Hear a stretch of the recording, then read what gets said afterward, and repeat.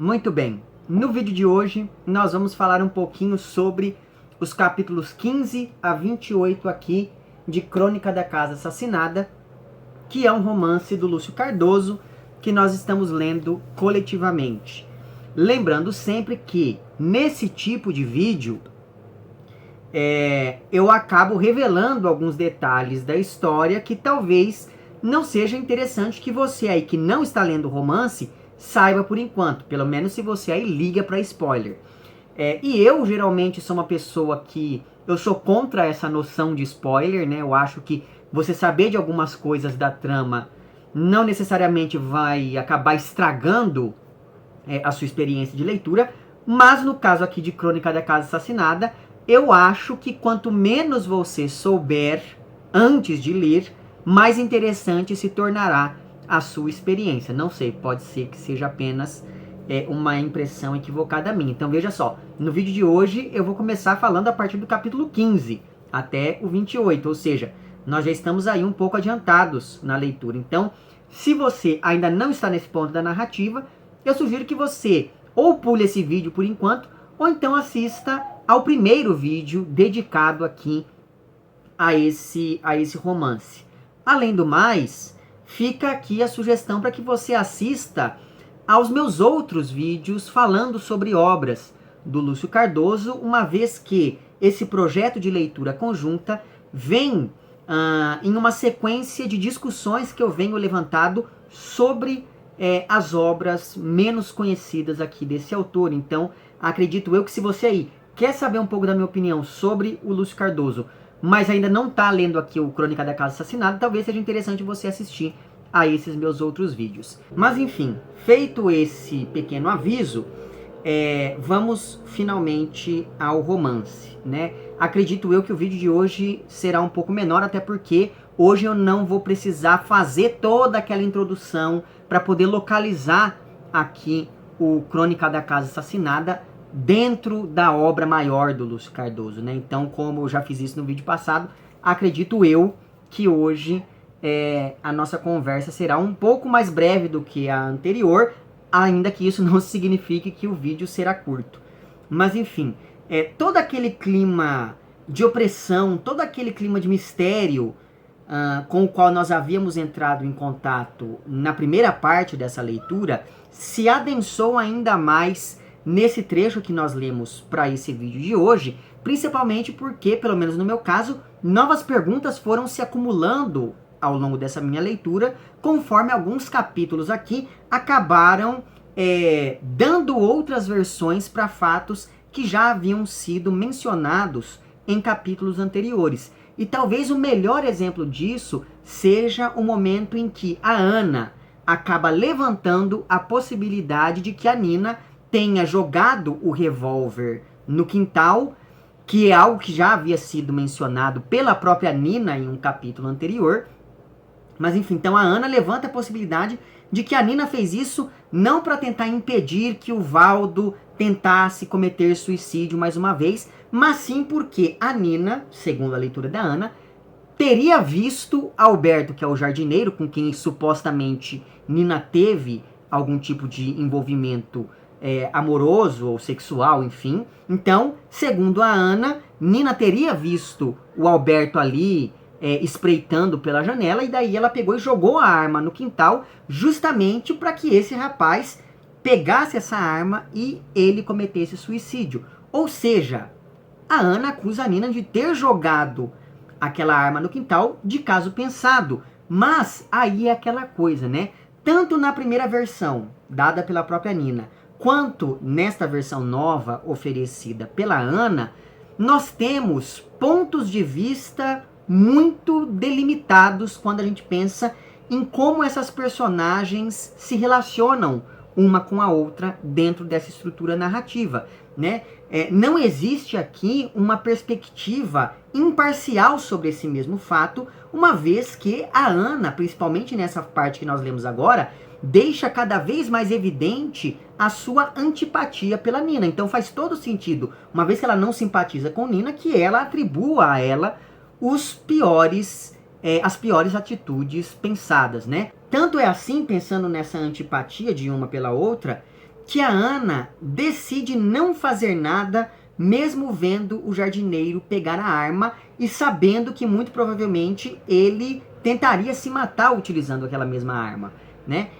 E a Ana não faz nada não porque ela não goste do jardineiro ou não porque ela quisesse que ele atentasse contra a própria vida. Muito pelo contrário, fica bem evidente aqui que a Ana está, assim, loucamente apaixonada pelo Alberto, né? Então, ela não faz nada, não por esses motivos, não porque ela tem algo contra o rapaz, mas sim porque ela quer ter algo para incriminar a Nina caso uma nova tragédia acontecesse. Então era como se ela dissesse, ó, tá vendo? Desde que você chegou aqui, várias pessoas tentaram se matar, tá uma coisa horrível, é melhor você ir embora, né?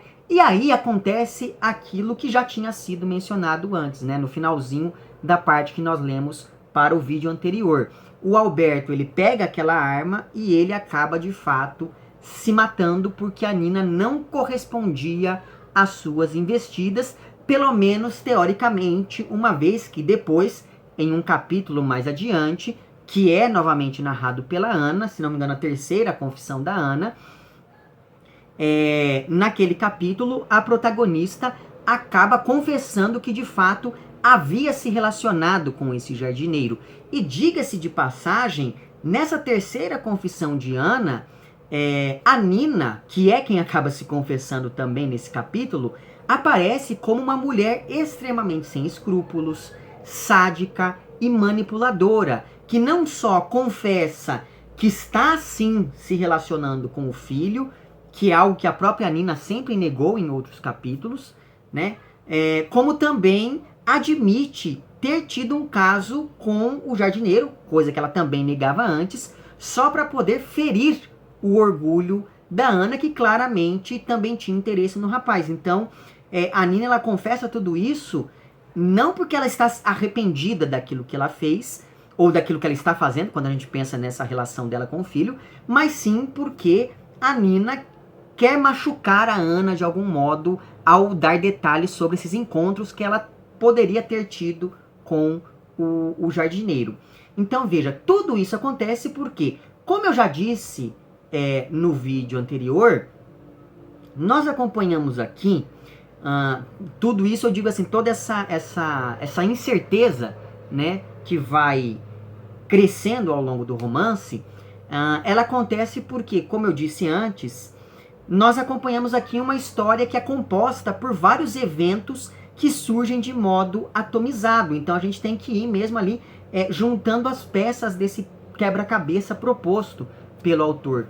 E isso faz com que a voz de um personagem acabe desconstruindo de maneira intencional ou não aquilo que foi dito pelos outros personagens, já que nem sempre esses pontos de vista concordam entre si, nem sempre esses pontos de vista coincidem em alguns aspectos. Portanto, fica sempre a dúvida, pensando na relação entre essas duas mulheres, né? Será que a Nina é manipuladora ou será que é a Ana quem está nos manipulando? Parêntese. Não sei se você está ouvindo, mas as crianças aqui do condomínio começaram a jogar bola no campo aqui embaixo.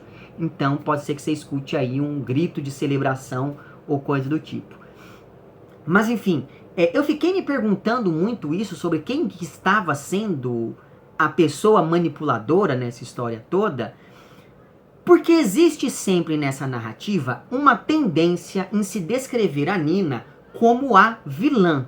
E eu atribuo essa tendência ao fato de que grande parte desse texto é narrado por pessoas que comungam daquela mentalidade conservadora da família Menezes, e como a Nina se opõe diretamente, frontalmente, a esse mesmo conservadorismo, é muito fácil olhar para ela como se ela fosse um monstro por ser essa pessoa desviante. Muito embora eu ache particularmente que a Ana, com tudo isso que ela reprime, e ela própria admite em alguns momentos que ela reprime várias coisas, a Ana, com todas essas repressões que ela se impõe, acaba sendo muito mais perigosa do que a Nina. Eu acho que a gente tem que tomar muito mais cuidado com a Ana do que com a Nina, porque a Nina todo mundo sabe muito bem o jeito que ela é. Agora, a Ana, pelo menos pra mim, ela permanece ali nesse terreno do mistério, né? O que também não significa que a Nina seja um poço injustiçado de pureza e de bondade, já que, como ficou bem claro, sobretudo nos diários de André, a Nina está mantendo relações sexuais com o próprio filho. Então, assim, ela também faz por onde ter essa reputação não tão ilibada assim. E ainda pensando nessas vozes que compõem a narrativa, no vídeo passado eu falei para vocês que um dos defeitos aqui de Crônica da Casa Assassinada é o fato de todas essas vozes se parecerem, né? Muito embora, logo em seguida, assim que eu falei sobre esse defeito, eu também já fiz uma defesa desse estilo uniforme, pensando nessas vozes como ecos de uma única voz. E aí é que vem a questão, né? Que alguém, eu não me lembro se foi no Instagram, se foi no Twitter que a pessoa me mandou alguma mensagem, mas alguém falou: Nicolas, a gente pode considerar esse um romance polifônico, considerando que aqui há apenas uma única voz que se estabelece ao longo de todo o texto, sem muitas variações, ou na verdade sem nenhuma variação, né? E aí eu fiquei pensando bastante sobre isso, e para poder responder a essa questão, eu voltei aqui nesse texto chamado Problemas da Poética de Dostoiévski, que é, enfim, um texto célebre do Bakhtin, e é nesse livro aqui, que é um livro que se dedica a analisar a obra do Fyodor Dostoiévski, é nesse texto que o Bakhtin propõe a noção de romance polifônico. E aí, na página 208 dessa minha edição, o Bakhtin escreve o seguinte, isso que eu vou ler está logo no começo de um capítulo chamado O Discurso em Dostoiévski. E aí é dito o seguinte, página 208 então. Do ponto de vista da linguística pura, entre o uso monológico e polifônico do discurso na literatura de ficção, não se devem ver quaisquer diferenças realmente essenciais. Por exemplo, no romance polifônico de Dostoiévski, há bem menos diferenciação linguística, ou seja, diversos estilos de linguagem, dialetos territoriais e sociais, jargões profissionais, etc., do que em muitos escritores de obras centradas no monólogo, como Tolstói, por exemplo. Pode inclusive parecer que os heróis dos romances de Dostoiévski falam a mesma linguagem, precisamente a linguagem de seu autor. Muitos, inclusive Tolstói, acusaram Dostoiévski dessa uniformidade da linguagem. Então veja aqui, ele está dizendo, todo mundo quando pensa no Dostoiévski atribui a ele exatamente esse defeito aqui, né, esse defeito entre muitas aspas, do Crônica da Casa Assassinada, que é, todos os personagens falam do mesmo jeito, né? E aqui ele está falando, olha, a polifonia não tem a ver necessariamente com um romance que tem diversos estilos de linguagem. E aí ele continua. Ocorre, porém, que a diferenciação da linguagem e as acentuadas características do discurso dos heróis têm precisamente maior significação artística para a criação das imagens objetificadas e acabadas das pessoas. Quanto mais coisificada a personagem, tanto mais acentuadamente se manifesta a fisionomia de sua linguagem. No romance polifônico, o valor da variedade da linguagem e das características do discurso é mantido, se bem que esse valor diminui e, o mais importante, modificam-se as funções artísticas desses fenômenos. O problema não está na existência de certos estilos de linguagem, dialetos sociais, etc. Existência essa estabelecida por meio de critérios meramente linguísticos. O problema está em saber sob que ângulo dialógico eles confrontam ou se opõem na obra. Então veja, para você entender um romance como polifônico, o mais importante não é você pensar em pessoas falando de jeitos diferentes, mas sim em pessoas que assumem discursivamente posições diferentes ao longo da narrativa, né? Que é o que ele chama aqui de ângulos dialógicos que se confrontam ou se opõem em uma determinada obra. Aí ele continua. Mas é precisamente esse ângulo dialógico que não pode ser estabelecido por meio de critérios genuinamente linguísticos, porque as relações dialógicas, embora pertençam ao campo do discurso, não pertencem ao campo puramente linguístico do seu estudo. As relações dialógicas, inclusive as relações dialógicas do falante com sua própria fala, são objetos da metalinguística, mas aqui estamos interessados precisamente nessas relações, né? Ou seja, não se pode pensar apenas em diferenciação linguística quando o assunto é polifonia. Na verdade, esse termo polifonia diz muito mais respeito, como eu disse antes, a diferentes posicionamentos em relação à matéria narrativa do que a uma diferença explícita entre duas ou mais vozes. Porque a ideia aqui não é fazer uma caricatura, não é imitar um dialeto, que aliás é algo que o próprio Lúcio Cardoso já havia feito. Eu esqueci de pegar o livro hoje, ele tá difícil ali. Mas enfim, se a gente pega lá o primeiro romance do Lúcio Cardoso, que é o Maleita, sobre o qual já tem vídeo no canal, naquele vídeo eu falei para vocês que na verdade essa imitação de dialetos locais é o grande defeito daquele primeiro romance do Lúcio Cardoso, né? Porque naquele romance existe uma diferença muito visível entre a voz de um narrador supostamente erudito e as vozes dos personagens que são tidos ali como caipiras atrasados. Então veja, lá naquele romance existe essa diferença de vozes, só que essa diferença de vozes acaba sendo meio ofensiva, né? Então veja, aqui a gente tem a mesma voz, só que na medida em que esses personagens assumem posições diferentes, posições discursivas, ideológicas, enfim, diferentes dentro da narrativa, eles acabam tendo vozes, eles acabam tendo posicionamentos diferentes entre si. Daí essa ideia de um romance polifônico, de um romance que reúne diversos pontos de vista, alguns até contraditórios uns com os outros, em uma mesma narrativa. Mesmo porque, se a polifonia se reduzisse meramente a uma questão de vozes diferentes dentro do romance, e não de posicionamentos narrativos diversos, o próprio Os Irmãos Karamazov, que é o romance que o Bakhtin analisa aqui como exemplo de romance polifônico, se a gente for considerar apenas diferenças nas vozes desses personagens, Os Irmãos Karamazov não seria um romance polifônico, né? Então é muito importante fazer essa reflexão aqui, né? Só para então responder a pergunta que a pessoa me fez. Então sim, Crônica da Casa Assassinada é um romance polifônico, mesmo que aqui nós tenhamos a impressão de ter apenas uma única voz.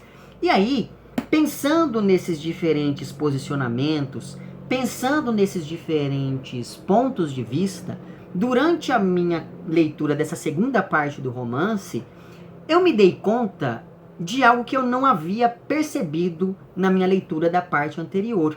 Porque se aqui nós temos diferentes registros, então, cartas, diários, depoimentos, narrativas e etc., e se cada capítulo é narrado por um personagem diferente, então, quem é que está reunindo e organizando esses capítulos? Porque não me parece que essa seja uma organização imparcial, uma vez que o livro começa com aquilo que teoricamente seria a última coisa a ser narrada, que é essas reflexões do André sobre a morte da Nina. E aí, na verdade, o livro começa justamente estabelecendo a Nina como uma mãe incestuosa, né? E aí você passa o resto do romance todo olhando para ela com desconfiança, porque afinal de contas ela maculou essa santidade daquilo que a gente atribui à figura materna, né? Então, cronologicamente falando, o primeiro capítulo ele deveria vir no fim do romance, uma vez que ele acontece muitos anos depois, dentro daquele universo narrativo que o próprio romance estabelece. E se é assim, se apesar de estar lá cronologicamente lá adiante, o capítulo aparece no início, se é assim, então por que o romance começa exatamente desse ponto?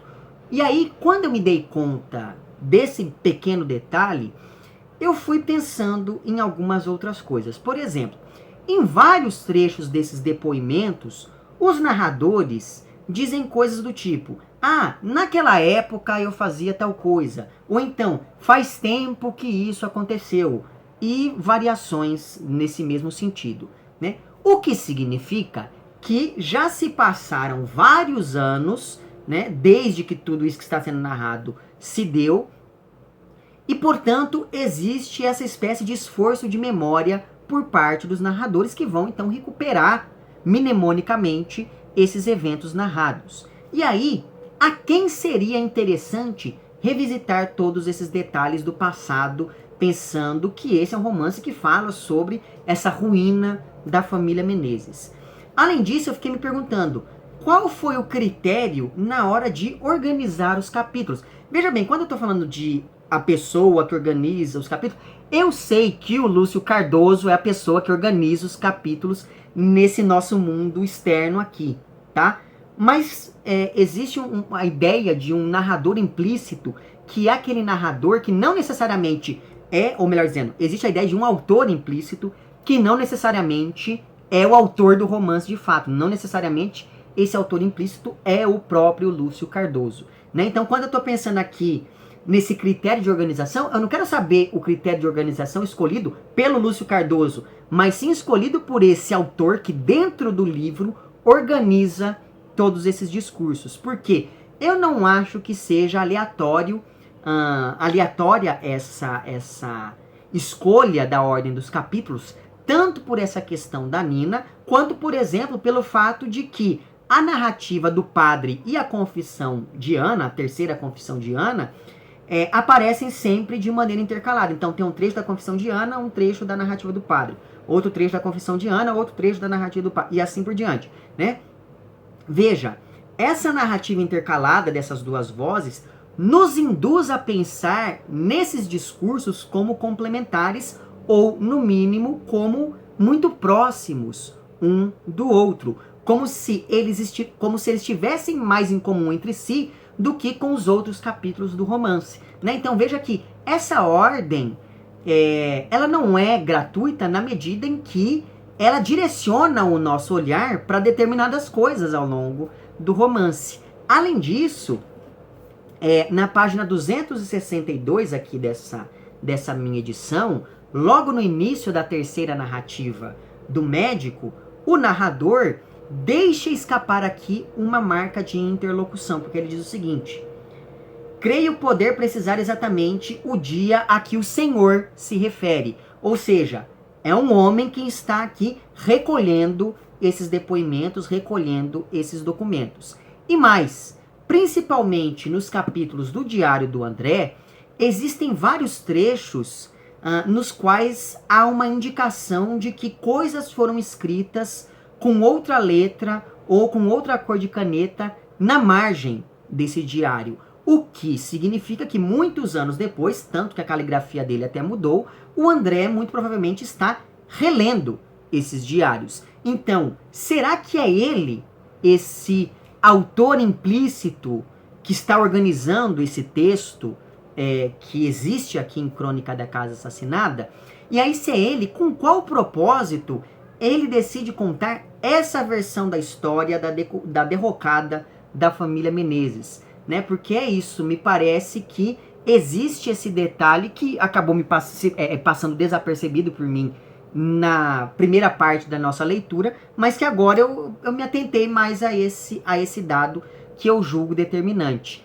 Tudo isso me fez lembrar de um texto da Luciene Azevedo. Eu não me lembro o nome desse texto, mas se eu encontrar eu vou deixar ele linkado na descrição. É um texto que está em algum blog, assim, né? A Luciene Azevedo é uma grande professora e pesquisadora de literatura brasileira contemporânea. E aí, nesse blog, ela tem um texto que aborda um contexto completamente diferente desse aqui de Crônica da Casa Assassinada, porque naquela postagem a Luciene Azevedo está falando sobre como autores contemporâneos são curadores da própria imagem, de modo a criar novas leituras possíveis de suas obras. E aí, por exemplo, você pega um autor como o Ricardo Lísias, que é um cara que, sei lá, na época que ele estava escrevendo aquele romance dele chamado Divórcio, ele cita o narrador daquele romance, ele faz corrida. E aí o Ricardo Lísias ia lá e colocava no Facebook uma foto dele fazendo corrida. Aí tem um trecho em que o narrador de Divórcio cita, sei lá, uma foto do avô. Aí o Ricardo Lísias vai e coloca uma foto no Facebook que bate muito com a descrição da foto presente lá em Divórcio. Tudo isso acaba fazendo com que um leitor que acompanhe o autor nessas duas instâncias, na rede social e nesse texto literário, isso faz com que a nossa visão do romance se modifique, né?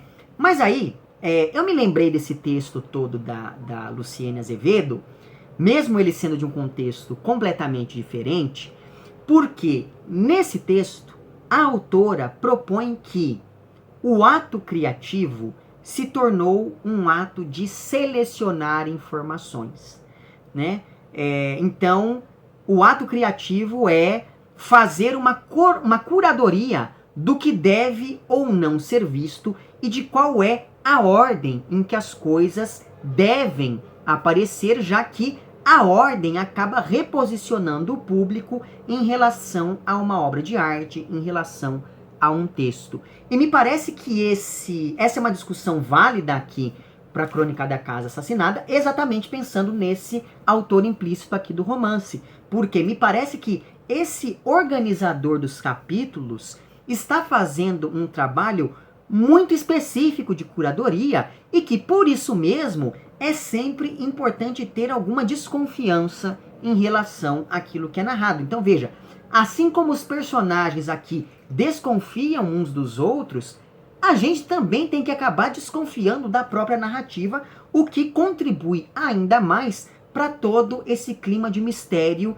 que é próprio da literatura gótica. E, como eu disse em um dos meus vídeos sobre as peças de teatro do Lúcio Cardoso, essa estética gótica é muito presente nas obras desse autor. Então aí, por exemplo, se você pega lá o casebre onde o jardineiro vivia, aquele é um ambiente tão opressivo que me fez lembrar, sei lá, de uma senzala ou de um lugar assim, né? E essa mesma opressão se aplica também à Casa dos Menezes, que, novamente aqui, é descrita muito mais como um monumento histórico da cidade de Vila Velha do que como uma casa habitada e habitável por pessoas. Então, por exemplo, o médico, em um dos capítulos narrados por ele aqui, ele diz o seguinte, pensando nessa importância da chácara e da família Menezes para a cidade de Vila Velha.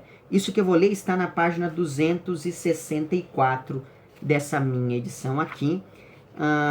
E nesse trecho é dito o seguinte: aquela velha chácara que sempre fora a lenda e o motivo de orgulho da pequena cidade em que vivíamos. Querelas, notícias de violências e de rivalidades me vinham ao pensamento. A lembrança do barão, por exemplo, mais ilustre, mais rico e mais nobre do que os Menezes, morando numa fazenda distante da cidade, mas cujo nome e cuja casa, apesar de tudo, não conseguiam ter em nosso pensamento o prestígio romântico da Casa dos Menezes. E de onde vinha esse prestígio? Que poder garantia a essa mansão em decadência o seu fascínio ainda intacto, como uma herança poética que não fora ruída pelo tempo? Seu passado, exclusivamente o seu passado, feito de senhores e sinhazinhas, que haviam sido tios, primos e avós daquele senhor Valdo que agora ia ao meu lado, Menezes todos, que através de lendas, fugas e romances, de uniões e histórias famosas, tinham criado a alma da residência. Aquilo que incólume e como suspenso no espaço sobreviveria ainda que seus representantes mergulhassem para sempre na obscuridade. E aí um pouquinho mais abaixo, esses Menezes não sabiam o que significavam para a imaginação alheia, o valor da legenda que lhe cercava o nome, sua força dramática e misteriosa, a poesia que os iluminava com uma luz frouxa e azulada. Sim, essas velhas casas mantinham vivo um espírito identificável, capaz de orgulho, de sofrimento e, por que não, de morte também, quando arrastadas à mediocridade e ao chão dos seres comuns. E não era isso que acontecia com a escória última daqueles Menezes, que já não chegavam mais ao tope do prestígio mantido por seus antecessores? E de dentro da chuva cerrada, quase sentia procurar-me da distância o olhar do velho prédio sacrificado, com estrias de sangue que escorressem ao longo de suas pedras mártires. Então veja que, principalmente essa última imagem, que o médico ele sente quase como se a casa estivesse procurando por ele à distância, olhando para ele com suas paredes de estrias e sangue, né, e de suas pedras mártires. Então veja que essa última imagem quase que personifica a casa, né? Então eu achei muito curiosa essa passagem aqui, porque veja que existe nessa ruína da história a ideia da permanência do passado, que é muito importante para entender a literatura gótica, sobretudo se a gente pensa nesse passado não apenas como algo antigo, mas também como algo arcaico, como algo que se liga imediatamente às ideias da fundação de um determinado lugar. Então, a imagem da ruína na literatura gótica reafirma essa noção de uma classe social devastada que já não pode mais se recuperar e só existe no passado que, com muita dificuldade, é preservado. E a preservação do passado adquire por vezes um caráter sobrenatural, uma vez que a literatura gótica surge como um contraponto a todo aquele racionalismo iluminista e investe em tudo aquilo que se liga ao instinto e ao irracional. Daí é que vem, por exemplo, temas caros ao gótico como o erotismo, as perversões, os tabus, as relações incestuosas e etc. E aí, é claro, aqui em Crônica da Casa Assassinada, esse relacionamento incestuoso tem uma importância quase central, tanto é assim que os capítulos do Diário do André são, pelo menos para mim, os mais tensos, justamente porque eles exploram essa relação incestuosa entre o filho e sua mãe, né? Entre o André e a Nina. E agora, eu peço licença a vocês para abrir aqui um parêntese, que eu acho que vai ser um parêntese um pouco longo, mas que eu julgo como sendo um parêntese um pouco necessário para a leitura aqui de Crônica da Casa Assassinada. Mas antes de falar, de fazer esse desvio, é preciso que eu faça um aviso. Eu não sou estudioso de psicanálise e nem tampouco sou estudioso da obra do Freud. Então, tudo que eu vou falar aqui diz respeito à minha interpretação mais ou menos leiga de Totem e Tabu, que é um texto do Freud, que foi publicado originalmente em 1913. Eu tenho aqui nessa minha edição velhinha, que está até, enfim, se desfazendo, coitada. Mas, enfim. Então, o que eu vou falar aqui agora é a minha interpretação de uma pessoa que não é estudiosa da área, desse texto do Freud, de 1913. E nesse texto, o autor faz um paralelo, pelo que eu pude entender, entre a constituição psíquica de pacientes neuróticos e a constituição psíquica daqueles povos que, na época em que o livro foi escrito, eram chamados de povos primitivos, porque é preciso ter aqui alguma generosidade histórica, já que o referencial teórico com o qual o Freud trabalhava durante a escrita de Totem e Tabu tratava povos não europeus nesses termos de primitividade e de atraso, né? Por outro lado, é importante também fazer aqui uma crítica ao Freud, que aliás nem é uma crítica minha, é uma crítica que é muito famosa quando a gente pensa, por exemplo, em autores da antropologia. Então, se você pega, por exemplo, o Lévi-Strauss, ele tem uma crítica muito contundente aqui ao Totem e Tabu. Mas, enfim, é preciso, por mais que exista essa generosidade histórica com Freud, é preciso também fazer aqui uma crítica à leitura que ele estabelece em Totem e Tabu, uma vez que o autor parte de uma situação hipotética que ele diz ser hipotética, mas a partir dessa hipótese ele faz um comentário que se pretende geral, que se pretende generalizante. Então, metodologicamente falando, o Freud está um tanto quanto equivocado aqui em Totem e Tabu, ainda que as conclusões, a análise que ele faz é uma análise bastante interessante, pelo menos para mim, que, como eu disse, não sou uma pessoa muito entendida nessa questão.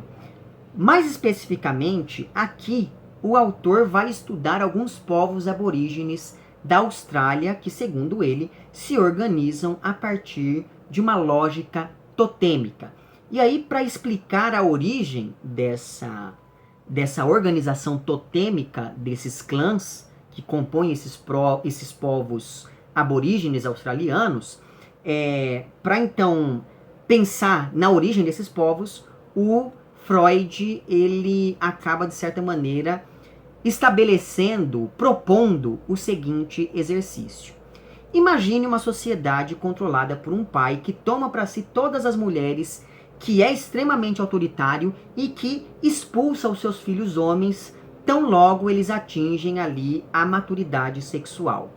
A relação, evidentemente, entre esses filhos e o pai vai ser uma relação um pouco desgastada e um pouco ambígua, uma vez que esses filhos, ao mesmo tempo, têm medo do pai, têm raiva e inveja dele, mas, em alguma medida, esses filhos também o admiram e querem ser como esse pai autoritário, porque assim, a partir dessa imagem, desse lugar da autoridade, é que eles poderiam se relacionar com as mulheres daquela região. Isoladamente, esses filhos não conseguiriam fazer frente ao pai, de modo que eles se unem, matam o pai e comem a sua carne, como se com isso eles conseguissem ficar com aquele poder, ficar com aquela autoridade que o pai tinha quando estava vivo. E aí, quando eles conseguem finalmente matar esse pai, né, matar esse inimigo comum, esses irmãos fundam a ideia de sociedade, porque é isso.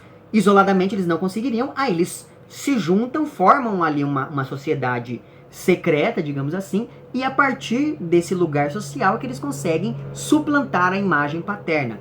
Só que ao mesmo tempo, é como se depois de morto, esse pai ficasse ainda mais forte, ainda mais poderoso, na medida em que aquela proibição que ele havia imposto aos filhos se mantém, uma vez que, por mais que eles tenham se unido para matar o pai, eles continuam sendo rivais entre si, uma vez que todos querem a mesma coisa, que é se relacionar com as mulheres daquele lugar, com as mulheres daquele clã, daquela região, enfim.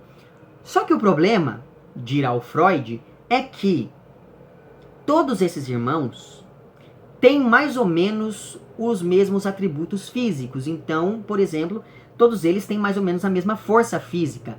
Tanto é assim que eles só conseguiram vencer o pai quando eles uniram forças, né? E por isso mesmo, ninguém poderia assumir o papel de figura de autoridade daquele grupo, uma vez que os outros não permitiriam isso, já que todos eles são iguais do ponto de vista físico. E se alguém tentasse se colocar nessa posição de poder, nessa posição de autoridade, aquela organização social que tinha se mostrado tão eficiente na hora de matar o pai, acabaria se desfazendo. Diz o Freud, então, que para resolver esse problema, esses irmãos elegem um totem, um representante desse poder da figura paterna, e com isso esses irmãos acabam instituindo 2 tabus, 2 proibições em relação a esse totem. O primeiro desses tabus é o seguinte: para que esse poder do totem não seja comprometido novamente, não se pode destruir e nem se alimentar do totem, pensando que em muitos casos esse totem é um animal que representa um passado comum a esse clã que o venera, como se fosse esse pai primitivo que está ali olhando pela preservação de seu clã. Então, ao mesmo tempo em que o totem é esse antepassado, ele representa esse antepassado, ele também protege, quase como se fosse ali um anjo da guarda, um espírito protetor para esse clã. Então, esse é o primeiro tabu em relação ao totem. Ele não deve ser destruído e as pessoas não devem se alimentar da carne dele. E o segundo tabu em relação ao totem é que, para que não haja disputa ou desentendimento entre os irmãos, e assim aquela ordem social se preserve, é terminantemente proibido se relacionar com pessoas da sua família totêmica, ou seja, as pessoas que veneram o mesmo totem que você, mesmo que essas pessoas não pertençam à sua família consanguínea. O nome que o Freud dá a isso é exogamia totêmica, porque só é permitido ter relações sexuais com pessoas que não pertençam ao seu sistema totêmico, ao seu totem. Em outras palavras, o segundo tabu em relação ao totem que substitui o pai diz respeito à relação incestuosa. Note que o tabu, ele não nasce de uma ordem divina. A restrição ligada ao tabu vale por si mesma, o que significa que essa restrição não é automática, ou seja, todos devem vigiar para que aquele que viole o tabu seja sumariamente punido, já que ir contra esses dois tabus em relação ao totem seria colocar em perigo toda aquela organização social do clã. O problema é que, se o tabu em relação ao relacionamento incestuoso é necessário, isso significa que nós temos uma forte propensão a ter esse tipo de relacionamento. Porque é isso, você só proíbe uma coisa porque você sabe que, se aquilo não for proibido, as pessoas vão fazer aquilo, né? Daí é que vem essa necessidade de proibir socialmente esse comportamento para que ele não aconteça. Só que uma coisa é você proibir a prática, outra coisa é você abolir o instinto. Então, inconscientemente, diz o Freud aqui, esse desejo ainda existe. Esses irmãos, eles ainda querem se relacionar com as outras mulheres, mas eles não fazem isso de comum acordo por conta dessa questão do tabu que se estabelece entre eles. Porque na medida em que um puder se relacionar com as mulheres, os outros também vão poder, e aí cria-se uma contenda entre esses irmãos e aquela organização social vai pelo ralo, né? Então veja só, não adianta, porque inconscientemente, era isso que eu ia dizer, né? Inconscientemente, o desejo ainda existe, mas ele não vem à tona porque, na realidade consciente, a concretização do desejo é proibida sem que a gente saiba muito bem o porquê.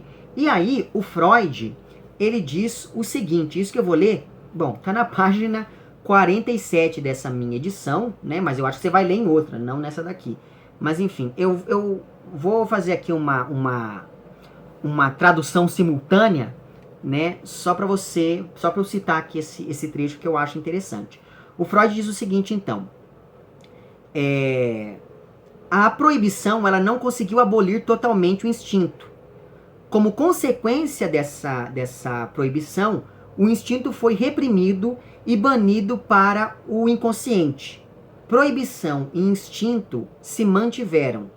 O instinto por ter sido apenas reprimido e não abolido, e a proibição porque sem ela o instinto se tornaria consciente e, portanto, se concretizaria, se realizaria, né? E aí nós temos um outro problema, que é o seguinte: não só o instinto continua existindo de maneira inconsciente, como também existe o desejo de quebrar o tabu exatamente pelo prazer de quebrar o tabu. Então existe essa coisa de que você se satisfaz ao fazer algo que você sabe que é proibido, né? E aqui eu volto finalmente ao romance, volto aqui ao Crônica da Casa Assassinada, porque em alguns trechos dessa parte do livro que nós lemos para esse vídeo, em alguns trechos o André ele descreve em seu diário pensando nessa questão da transgressão que ele está cometendo, e aí ele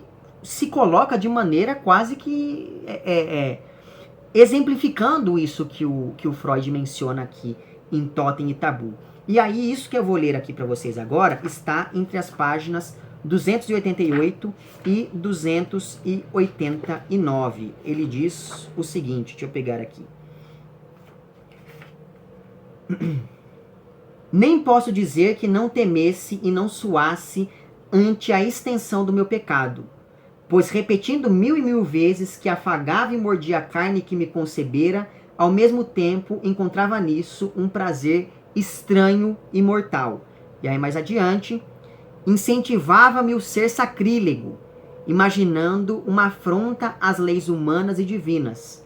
Deliciava-me em estreitá-la contra mim, em machucar-lhe os seios, em mordê-los, reinventando o gosto de ser criança. Né? Então, enfim, eu acho que esses dois trechos que eu li para vocês aqui dizem muito respeito a essa ideia proposta pelo Freud de que o instinto ele permanece ali, né, apesar de proibido. E, na verdade, na medida em que você subverte essa proibição, na medida em que você vai contra essa proibição, você acaba sentindo ainda mais prazer ao concretizar esse instinto.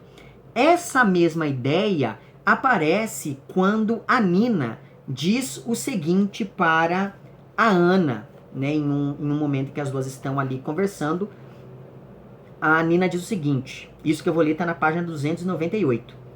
André, não renegue assim, parênteses, só para eu explicar o porquê que ela está falando do André, né?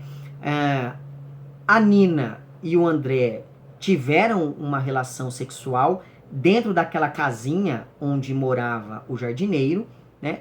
Aí o André acorda, depois de ficar ali cansado e tal, ele acorda, vai embora, e tão logo ele sai, a Ana entra ali naquele lugar para dizer pra Nina, ó, não me importa se você tá pegando seu filho, o que me interessa é que você faça isso longe aqui da casa que pertenceu ao jardineiro, porque aquele era um lugar quase que sagrado para a Ana. E aí a Nina começa, enfim, a despejar uma série de impropérios contra a Ana, exatamente nessa intenção de machucá-la, e aí ela diz que enquanto fazia sexo com o próprio filho, Nina diz que dizia o seguinte para André: André, não renegue, assuma o seu pecado, envolva-se nele, não deixa que os outros o transformem num tormento, não deixe que o destruam pela suposição de que é um pusilânime, um homem que não sabe viver por si próprio. Nada existe de mais autêntico na pessoa do que o pecado. Sem ele, você seria um morto. Jura, André.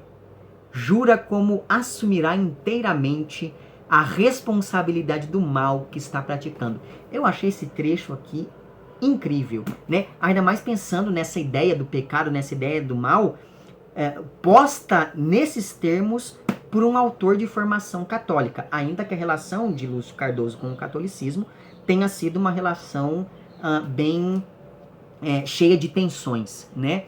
Mas enfim, lembrando que essa ideia de uma inclinação, de um gosto pelo pecado, de um gosto pelo mal, já havia aparecido antes em A Luz no Subsolo, quando a gente pensa, por exemplo, no personagem Pedro.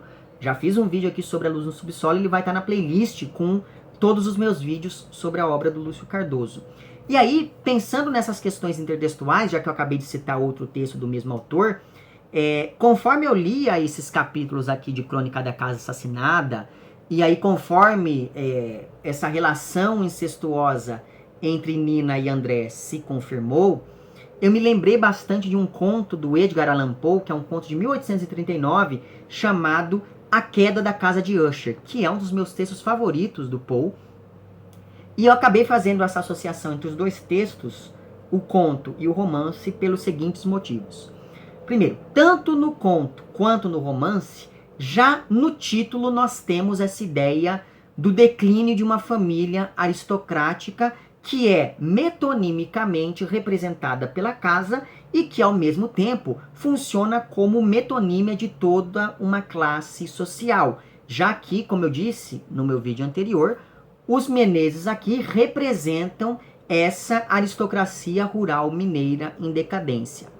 Além disso, em ambos os textos, essa decadência das famílias é econômica, social, mas também moral, além de se manifestar fisicamente no espaço, o que garante uma ambientação gótica a ambas as narrativas, né? E não apenas uma ambientação gótica, mas também uma ambientação tensa e, sobretudo, estranha, né? Quase como se o fim dessas famílias, a família Usher e a família Menezes, estivesse muito próximo e não fosse possível mais lutar contra esse fim que se anuncia. Além disso, esse espaço gótico presente em ambos os textos é tão inescapável quanto o fim dessas famílias, já que esses personagens não conseguem, ou em alguns casos não querem, sair desses lugares de opressão. E essa ideia do aprisionamento, essa ideia do enclausuramento, da prisão, enfim, é bem nítida quando a gente pensa, por exemplo, na Ana, que está ali presa nesses costumes, presa nesse conservadorismo, presa fisicamente mesmo, quando a gente pensa nas roupas escuras e fora de moda que ela usa, né? Tanto que a própria Nina descreve a Ana aqui como se ela fosse um entalhe nos móveis, como se ela estivesse encrustada na casa. E essa prisão fica ainda mais nítida, pensando aqui no romance, em se tratando do Timóteo, que está há tanto tempo dentro daquele quarto, que ele é descrito cada vez, de maneira cada vez menos humanizada. E aí, por exemplo, eu gostaria de ler aqui alguns trechos que estão entre as páginas 220 e 221, que são trechos que se dedicam justamente a descrever esse personagem. Assim, uma coisa importante, a pessoa que está narrando esse trecho que eu vou ler aqui é a Nina em uma carta ao coronel. Então ela diz o seguinte, se referindo então ao Timóteo. Pude vê-lo claramente. Seu aspecto era tão estranho que me senti paralisada. Não era mais aquele que eu conhecera, mas o que se poderia chamar de um exagero daquele. Um excesso de exagero, uma caricatura. Monstruosa talvez, não havia nenhuma dúvida, mas extraordinariamente patética. Os olhos, sempre vivos, haviam desaparecido sob uma massa flácida, de cor amarela, que lhe tombava sobre o rosto em duas dilatadas vagas. Os lábios pequenos, estreitos, mal deixavam extravasar as palavras, num sopro, ou melhor, num assovio idêntico ao do ar que irrompe de um fole. Naturalmente, ainda conservava seu aspecto feminino, mas já muito deixara de ser a grande dama magnífica e soberana. Era um rebotalho humano, decrépito, que mal conseguia se mover e que já atingira esse grau extremo em que as semelhanças animais se sobrepõem às humanas. Essa impressão de decadência era acrescida pela roupa que vestia, restos do que haviam sido pomposos vestidos ou de trapos esgarçados que se esforçavam para cobrir não o corpo de uma senhora, ainda nessa meia-idade capaz de ofuscar certos olhos juvenis, mas o de uma velha dama derrotada pelo desleixo.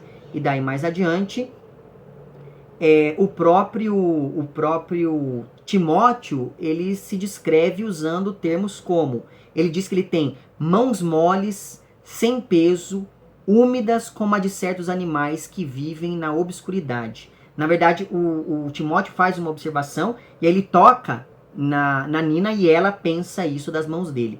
E aí mais abaixo, ele sim diz o seguinte: Nina, é preciso destruir essa casa. Ouça-me bem, Nina, é preciso liquidar os Menezes. É preciso que não sobre pedra sobre pedra. E aí ele vai dizendo que quando ela se afastou da casa, ao longo desses 15 anos, ele sentiu como se tivesse sido vencido.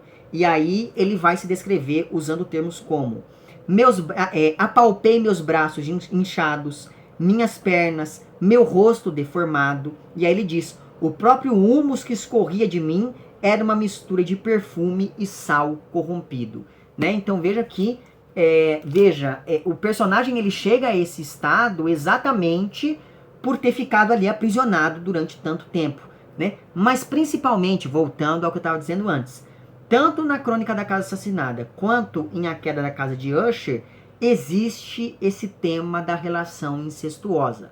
Se aqui no romance isso aparece explicitamente, no conto lá do Poe, essa temática aparece de um jeito um pouco mais sutil quando a gente pensa no comportamento do Roderick em relação à irmã dele, cujo nome eu não me lembro agora, né? E aí, se não me engano, os dois são gêmeos e estão ficando ali meio loucos até por causa desse ambiente sinistro e que parece ir aos poucos desgastando a sanidade desses dois sobressalentes da família Usher.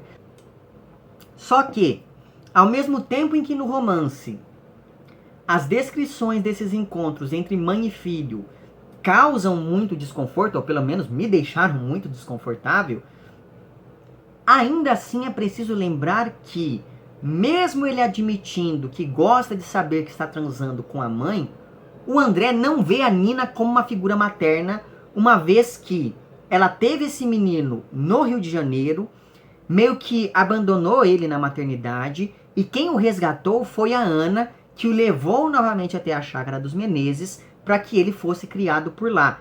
Tempos depois, quando o André já estava com 16 anos, é que a Nina volta até a chácara para conhecer esse menino que cresceu com ordens expressas para que ninguém tocasse no nome da mãe dele. Ou seja, antes de ser um tabu físico, antes de ser um corpo proibido, a Nina aparece como um discurso vetado ao André, que por isso mesmo foi crescendo sempre muito curioso para saber quem era aquela mulher de beleza proverbial, cuja presença parecia continuar de um jeito meio fantasmático pela casa.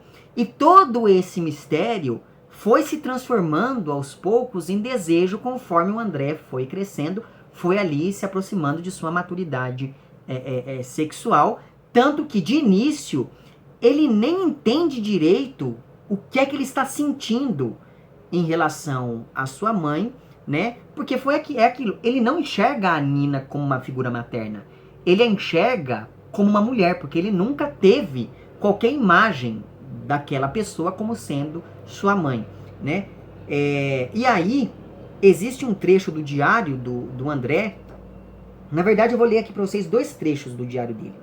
Um deles está na página 206 e descreve um momento em que a Nina está conversando com ele dentro do quarto, e daí é dito o seguinte: na escuridão, senti apenas que suas mãos se moviam, desprendiam-se das minhas, alongavam-se e começavam a percorrer meu corpo numa terrível e inesperada carícia. Naquele minuto mesmo, achavam-se macias e ternas sobre os meus ombros. Afagavam minha nuca, os cabelos, a ponta das orelhas, os lábios quase. Podia ser que não houvesse nisto nenhuma intenção, que fossem simples gestos mecânicos, possivelmente a lembrança de uma mãe carinhosa.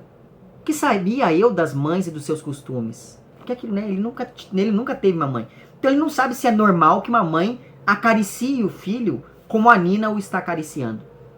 Mas a verdade é que não podia refrear os meus sentimentos e estremecia até o fundo do ser, desperto por uma agônica e espasmódica sensação de gozo e de aniquilamento.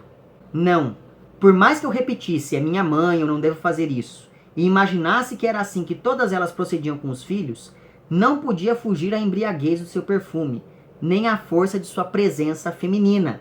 Eram os meus 16 anos, em fúria, que acordavam àqueles simples gestos de mulher. Tudo que eu podia supor como atributo de uma fêmea, sua irradiação morna, seu contato macio e atraente, seu cheiro de carne e de segredos conjugados, ali se encontrava junto a mim. E a mãe que durante 16 anos eu não conhecera, em vão invocava naquele instante, em vão repetia o seu nome e dizia-lhe a responsabilidade e o respeito, a ternura e a veneração. Cego, perdido, tudo se aniquilava no fundo do meu ser, arrepiado e em confusão. Os dedos iam e vinham, e eu, tenso, esforçava-me ao seu lado para não submergir definitivamente quando ela, atraindo-me, colocou minha cabeça sobre o seu seio. Então é aquilo, primeira coisa, ele não sabe se isso é normal, porque ele não está acostumado com essa presença feminina. Segundo, ele não essa presença materna. Segundo, ele não está enxergando a Nina como mãe, mas sim como uma presença feminina, né? E terceiro, quando eu li esse trecho, eu fiquei pensando, será que o tempo todo ele não está projetando na mãe esse desejo que ele sente? É isso, né? De início, eu pensei muito nisso, que houvesse aqui uma espécie de projeção dos desejos nesse corpo do outro. Mas logo o André começa a perceber que a coisa é meio que recíproca e que não existe nada de inocente naquelas carícias que os dois trocam e que, portanto, eles estão se encaminhando ali por aquilo que o próprio André chamou de o caminho do pecado.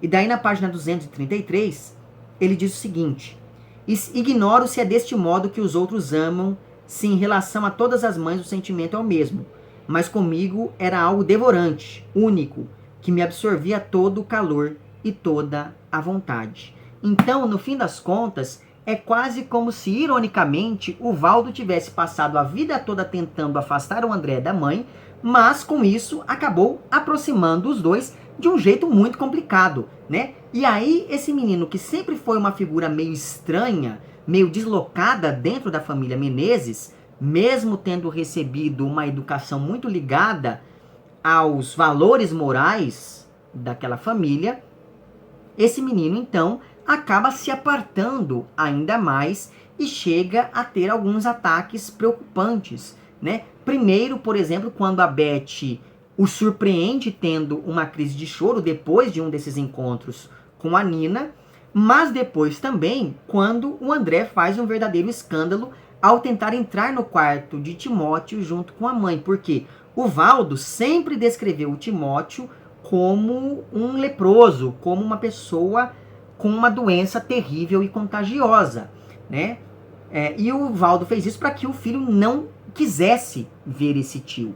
Então, agora, ao ver a Nina, ao ver a mãe entrar naquele ambiente supostamente nocivo, o menino tem uma síncope. E o curioso é que quando o médico chega para poder ali examinar o André, ele faz uma pergunta muito importante, que é: por que será que enquanto o André estava se esguelando no corredor, ninguém que estava dentro do quarto abriu a porta em nenhum segundo? Por que as pessoas deixaram que tudo aquilo acontecesse e chegasse ao extremo em que chegou?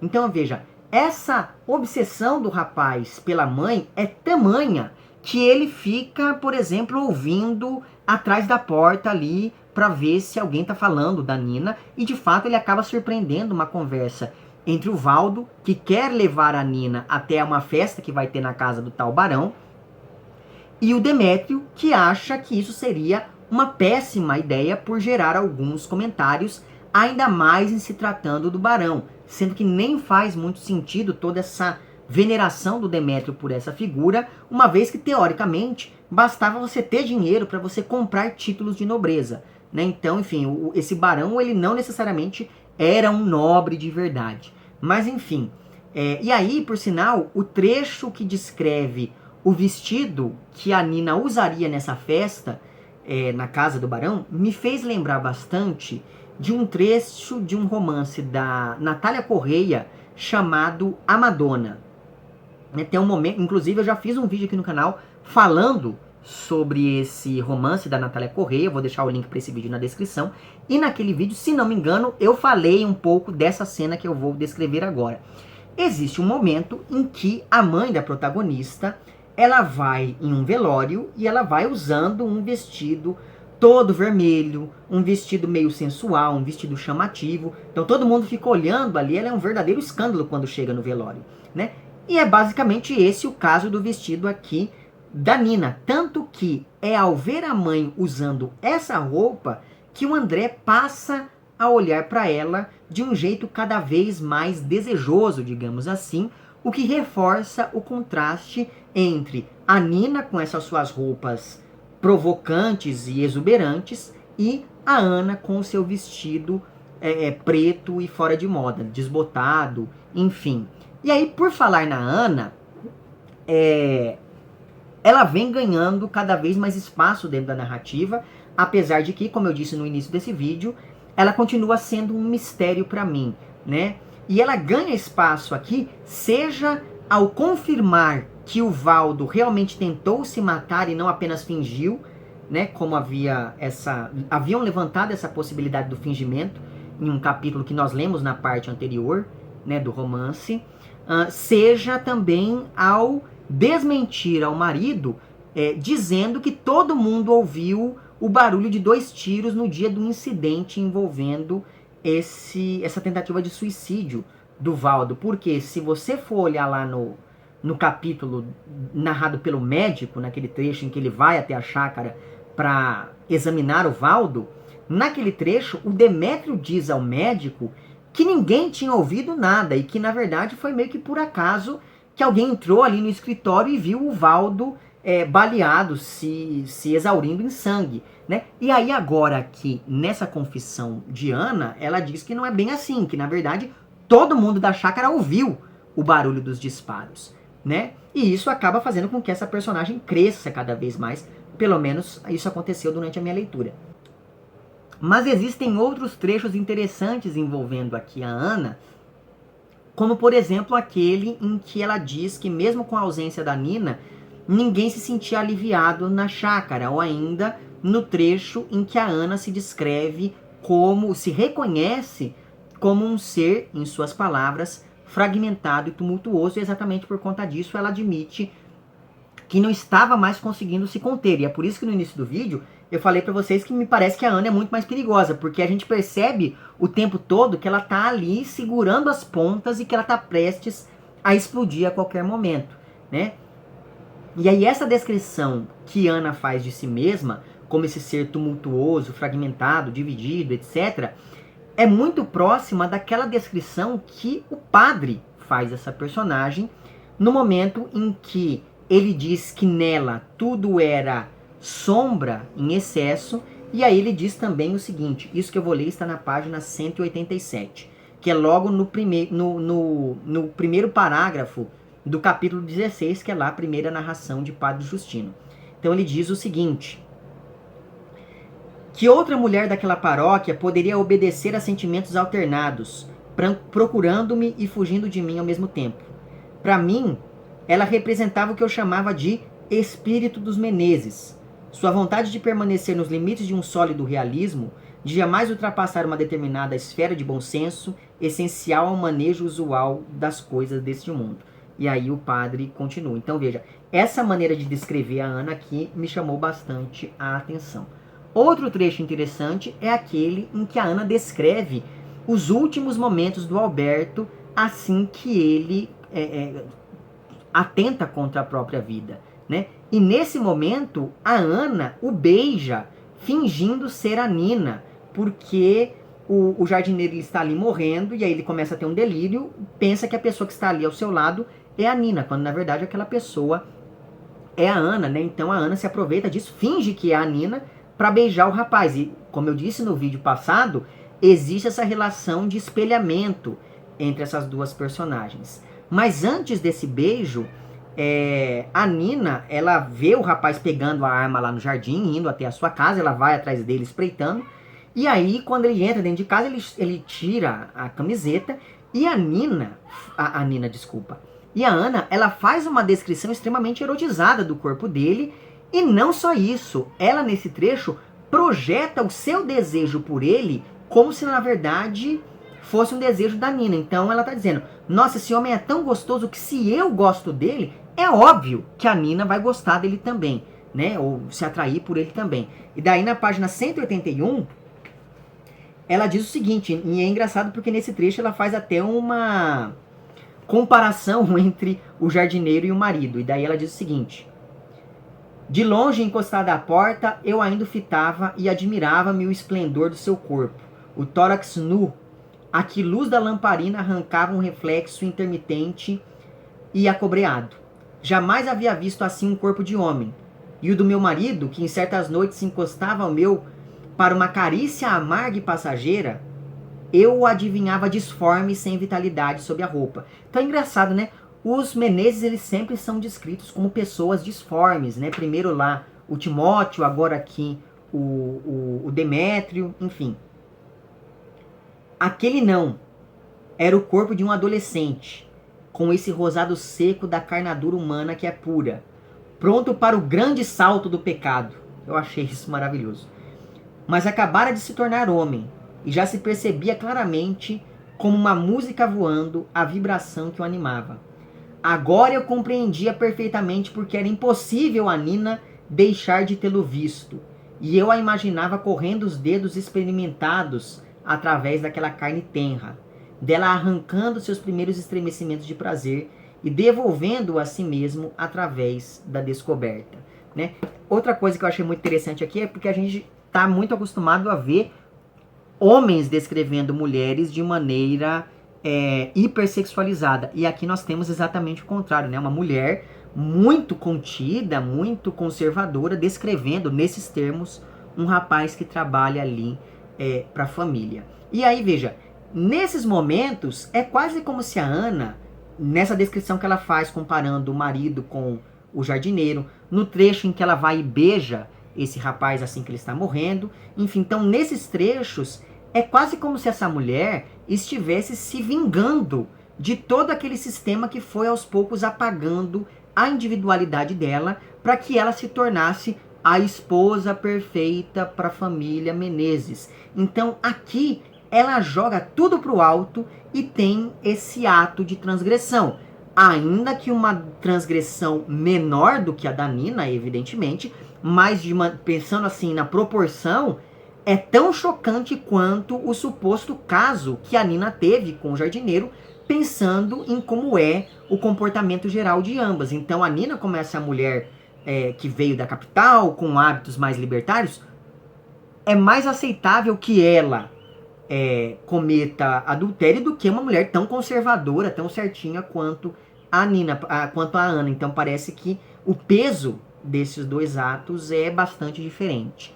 Por outro lado, falando em Nina, ela, que na passagem que nós lemos para o vídeo anterior, havia sido comparada ora à casa dos Menezes, ora a um animal que ameaçava a estabilidade da família, quando a gente pensa em toda aquela história estapafúrdia que o Demétrio conta ao farmacêutico sobre um lobo que está ali rondando a chácara. Então, veja, ele está falando desse lobo que está ameaçando a família, mas na verdade ele está falando, eu preciso de uma arma para fazer alguma coisa contra a Nina, né? Então, a Nina é esse animal perigoso que ronda a chácara dos Menezes, né? Então, antes ela era descrita nesses termos, e agora ela se torna ainda mais ambígua, levando em conta, seja a conversa que ela teve lá com a Ana, dentro da casa onde vivia o jardineiro, seja levando em conta o modo como os demais personagens a veem. Então, por exemplo, o Valdo, ele diz o seguinte sobre a Nina na página 248. Nina não é a culpada, eu sei. Talvez não seja consciente dos atos que pratica, mas o mal está irremediavelmente argamassado à sua natureza e tudo o que vem dela respira um insuportável ar de decomposição. Assim como na parte anterior, tem um momento em que o médico descreve a casa como esse corpo em decomposição também, né? Veja que curioso. Novamente, olha como essas duas figuras se relacionam.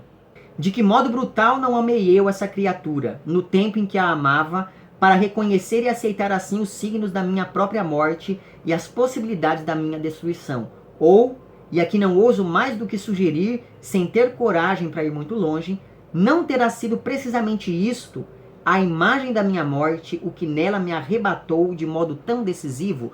Então, essa passagem aqui ela é muito interessante pelo seguinte motivo. É como se o Valdo estivesse falando, olha, o que me atrai nessa mulher é exatamente essa imagem da destruição e da minha destruição. E isso é interessante porque parece que os Menezes eles estão fadados a acabar exatamente porque eles são autodestrutivos. Então, o Timóteo ele se autodestrói bebendo e ficando lá trancado dentro do quarto. E o Valdo se autodestrói ao se aproximar dessa mulher que é uma femme fatale, né? E aí, em outro trecho, ele a descreve usando ali um pouco mais abaixo desse que eu acabei de ler, o Valda descreve ali usando um roupão preto e, segundo ele, esse roupão realça a palidez da Nina, de modo que é quase como se essa mulher fosse ali uma vampira que hipnotiza os homens ao seu redor. E, para arrematar, em uma carta dirigida ao padre, o Valdo também diz que a Nina tem essa influência maléfica sobre as coisas e que, se fosse na época da Inquisição, certamente a Nina iria parar na fogueira, né? Então, ela é uma vampira, ela é uma bruxa e coisas do tipo.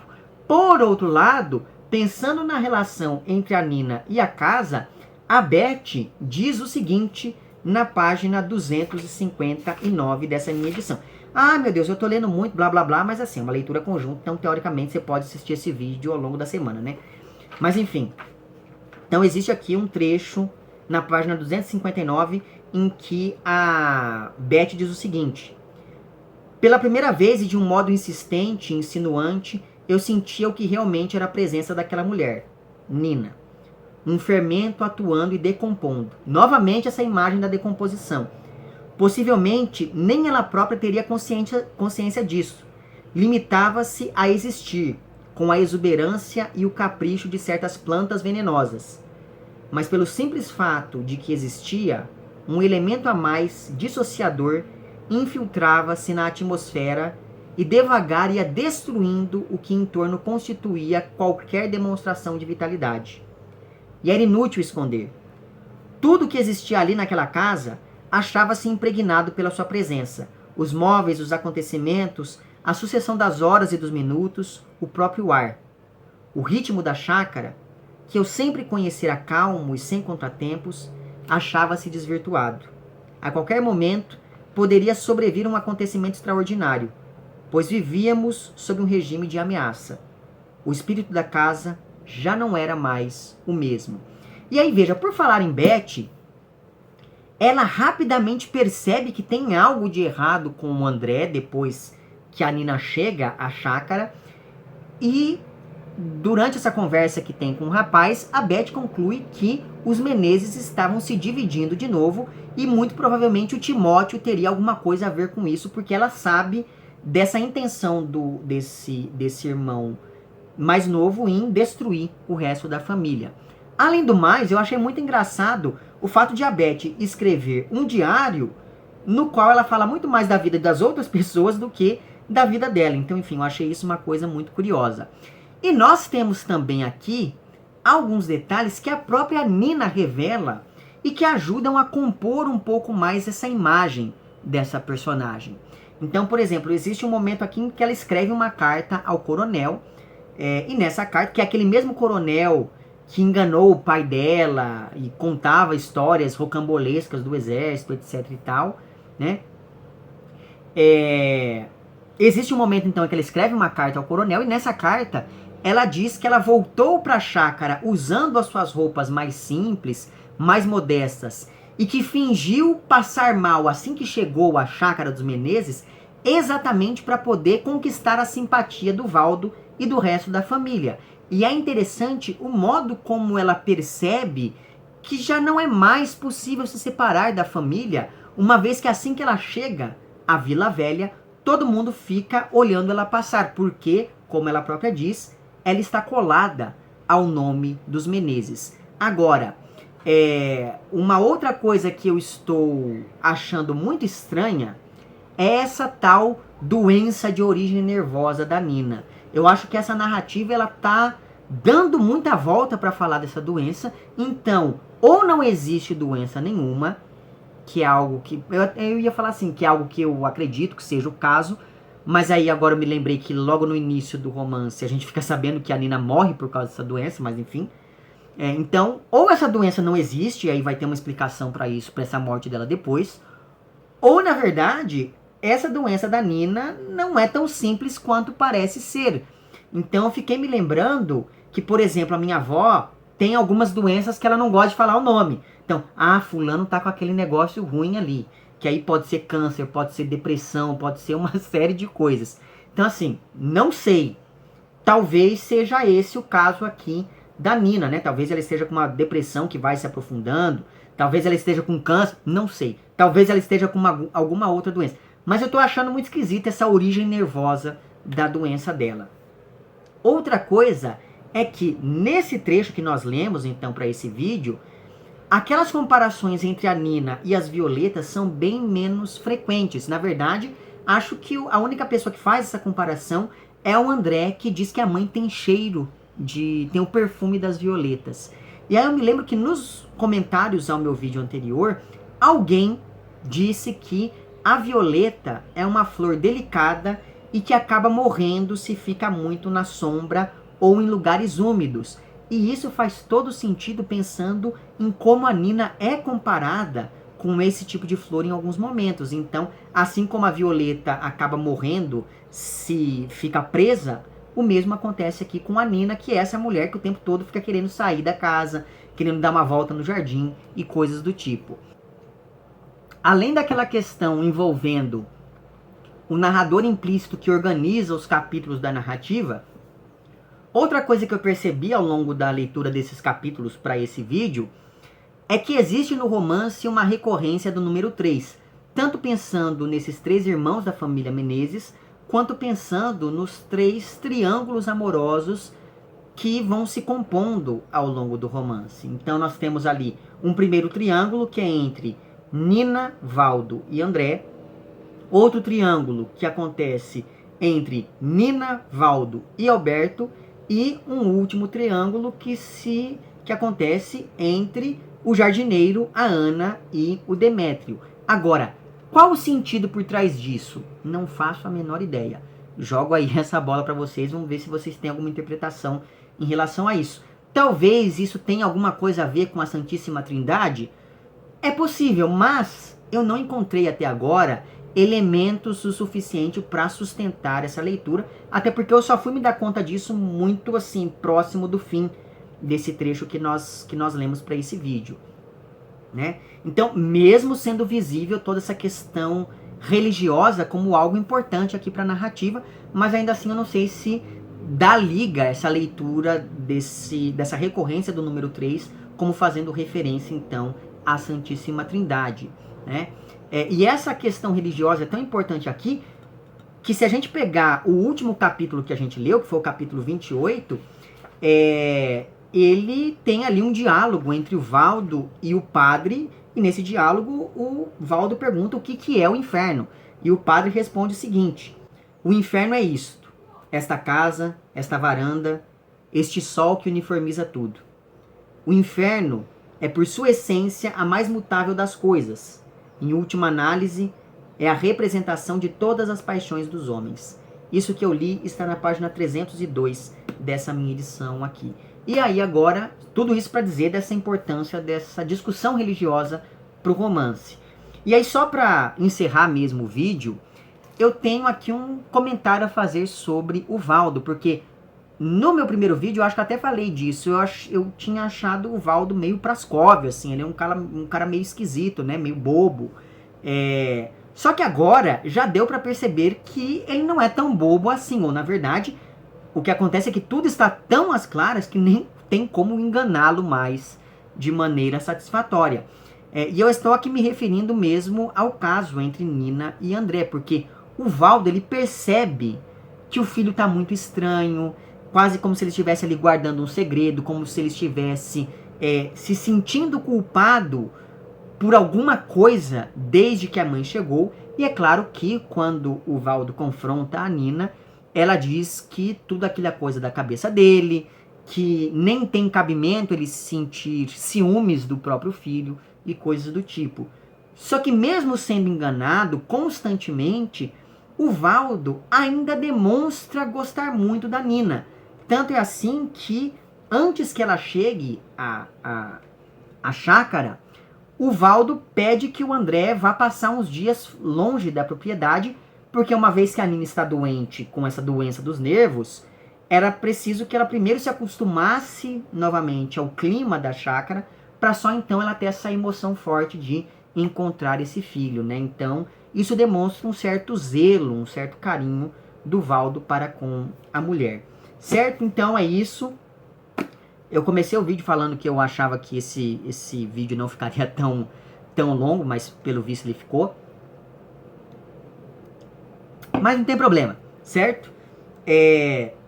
Para o próximo vídeo, nós vamos ler do capítulo 29 ao capítulo 42, o que nessa minha edição aqui dá 119 páginas, então perceba que o número de páginas foi diminuindo aos poucos, né?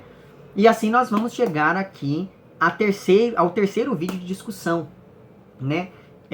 Então, enfim, se você aí já avançou a leitura ou não, me diga aí nos comentários. Diga aí nos comentários também quais foram as suas impressões dessa parte da leitura.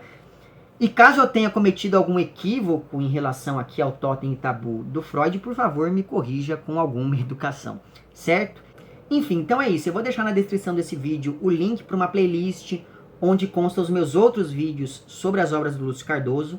Vou deixar, enfim, certinho as referências bibliográficas aqui. E por fim, vou deixar o link para o meu perfil do Apoia-se.